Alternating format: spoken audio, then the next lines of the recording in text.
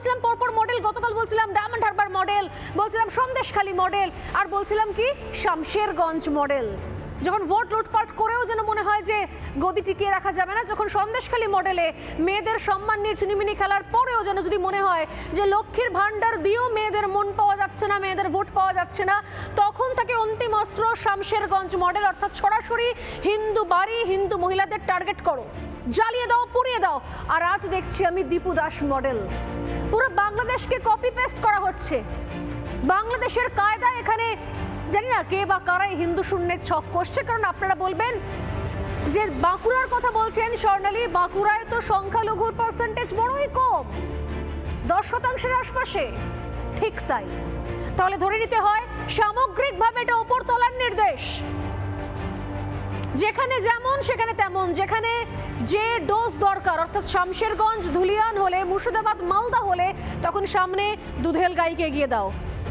আর আড়ালে বাঁকুড়া উন্দার মতো জায়গাতে শাসক দল নিজেই এটার ইন্ধন দিচ্ছে, না হলে এটা হওয়া সম্ভব নয়, সম্ভব নয়। এবং শুধুমাত্র জীবন্ত জ্বালিয়ে ফেলা নয়, একই সঙ্গে শামশেরগঞ্জ কায়দায় লুটপাট। তাহলে কি ধরে নেব? একটা রাজনৈতিক দল, ক্ষমতাসীন রাজনৈতিক দল চাইছে গোটা রাজ্যটা বাংলাদেশ হয়ে যাক।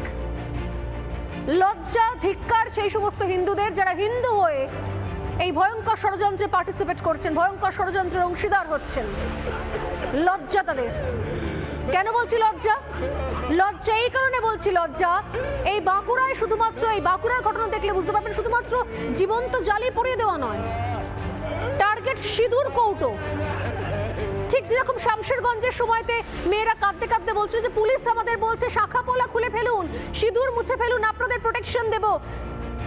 আর এই বাঁকুড়ার ওন্দায় সিঁদুর কৌটো উল্টে পড়ে আছে, লাঠি মেরে ফেলে দেওয়া হয়েছে। হিন্দু হিন্দুর এত বড় শত্রু হতে পারে, এত আত্মঘাতী হতে পারে এই জাতি? দেখুন, মৃন্ময় একটা সিকোয়েন্স, একটা ছবি তুলে ধরেছে, দেখুন এই ছবি। ভয়ঙ্কর পরিস্থিতি, তার মানে ভেতরে সবকিছু শেষ, কিচ্ছু নেই, কিচ্ছু নেই, শুধু ধ্বংসাবশেষ ছাড়া ভেতরে আর কিচ্ছু নেই। সমস্ত কিন্তু পুড়ে ছাই হয়ে গেছে। বাড়িতে যেটা বসবাস করতো, বাড়ির উপর দিক থেকে জল পড়ে। এই বিজেপি নেতার পাকার বাড়ি নেই, মাটির বাড়ি, তাও আবার খড়ের চাল, এবং সেই খড়ের চাল দিয়ে জল পড়ে। সেই জল পড়ার জন্য ভেতরে তিরপল খাটানো ছিল, যাতে রাত্রে বৃষ্টি হলে সেই জল যাতে গায়ের মধ্যে না পড়ে। তার অপরাধ কি? সে বিজেপিটা করতো। আর সে বিজেপি করার অপরাধে কিন্তু এই পরিস্থিতি। তার বাড়িতে, বাড়ির মধ্যে যে রাখার জিনিস তাক হয়, সেই সমস্ত জিনিস এখানে কিন্তু শুধুমাত্র ধ্বংসাবশেষ, সমস্ত কিন্তু পুড়ে ছাই হয়ে গেছে। বাড়ির যে, অর্থাৎ এই সিঁদুর কৌটো, মায়ের যে সিঁদুর কৌটো, সেই সিঁদুর কৌটো কিন্তু এখানে ফেলে দেওয়া হয়েছে, পুড়ে গেছে, ছাই হয়ে গেছে।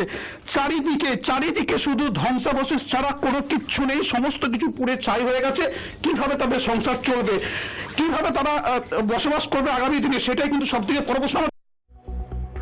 নানা ধরনের কন্টেন্ট দেখার জন্য লাইক করুন, শেয়ার করুন আমাদের ফেসবুক পেজ, সাবস্ক্রাইব করুন আমাদের ইউটিউব চ্যানেল।